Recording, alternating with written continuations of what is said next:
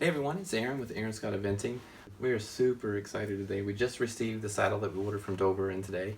It took about 8 or 9 months to get here. I believe it's manufactured in Argentina. I hope I've gotten that right. And I did put some demands on it as well. You know, I wanted a medium deep seat, about 18 inches, some forward flaps, more of a wide tree. And the leather itself, they've told that it's more of a premium leather, so it's gonna feel you'll feel really secure and stick in there, and it's so helpful when it comes to working in eventing and stadium jumping. And what Dover has done is they've listened to a lot of the customers' of concerns and their wants and needs, and they've built a saddle to meet those needs. So we'll go through it. We'll put it on Saba and see how it goes. So here it is. We'll just open it up and see what we got. All right. Well, at first glance, it looks quite impressive, right? It's got that new leather smell. You want to smell it? Smell. It smells pretty good, right? So it does. It has that premier soft leather to it, and that monoflap design, which is extremely popular. Now the flocks are, they're not very stiff. They're definitely pliable. Which is pretty nice. The horse will definitely appreciate that. The billets are a little longer, so you will have to use maybe more of a dressage girth, which is typical. The twist, when I look at the twist, it looks a little narrow, which it's okay. Saba does have a little bit higher wither, so I'll be interested in see the clearance on that. It's the wide tree here, and the seat itself, it really does look like a medium deep seat, which is pretty impressive. I was really worried about it being too deep. I wanted to have some room to move. You have to get up in that 2-point quite often when you're looking at stadium jumping and eventing. I do wish, however, the flaps were a little longer. That just looks more like a regular length flap. They're slightly forward, not extremely forward, so you're not looking at the extremely forward flap. And if you are wanting a longer flap, this is probably not going to do it. It's probably just a regular flap. So next, what we'll do is we'll set her on Saba, go for a ride. We'll see how it holds up.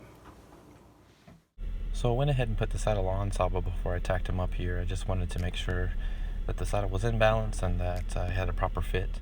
One thing I forgot to mention earlier is how lightweight the saddle is, so it'll be really interesting to see how secure it feels during our ride. I use a Cavalry gel pad between my saddle and my saddle pad. I believe they have several different options available. They have a rear riser, an anti-shock slip pad, and a front riser. And I use the front riser. As we talked about before, Saba does have a bit of wither, so it does help quite a bit in bridging that gap and getting this little cushion between his withers and the saddle itself. Another product that I've gotten into recently is the Composite stirrups. They're produced out of Belgium, made out of a polymer material that's really lightweight, quite durable. They've worked out pretty nice so far. And it goes without saying, of course, how important it is to protect your horse's legs. I'm using Professional Choice Ventec Elite boots. I'll be doing some reviews on most of these products a little bit later in the series, but if you have any questions, just let me know in the comments below. So I guess I should mention that I'm not sponsored or have been asked to do any reviews by these companies. So what you're getting here is a review based on my experience and my opinion, what's worked and what's not worked, and hopefully to help you along the way. Alright, we did a little warm-up and set up a couple of jumps in the front yard, which ultimately turned out to be a full-on training session. So for those of you guys that are following the From the Ground Up series with Saba, we'll go over that a little bit later on. Now that we've had the opportunity to ride a little bit in the Dover Circuit Premier monoflap saddle, it does have a bit of a forward feel to it.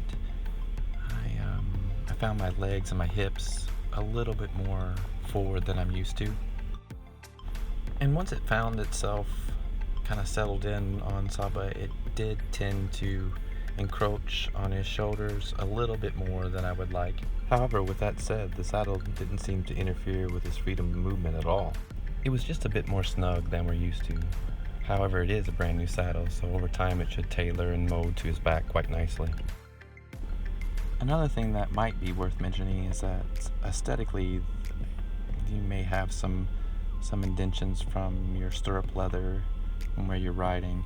Since it is such a soft leather, it's typical, and it's something that is hard to get away from. But I've ridden today about 40-45 minutes and it's left this mark already. All in all, Dover has created an excellent saddle, one that's comfortable, lightweight, durable, really good leather. I believe it's one to put at the top of the list when considering your next saddle. Well, as always, thank you guys so much for watching, and we'll see you next time. God bless.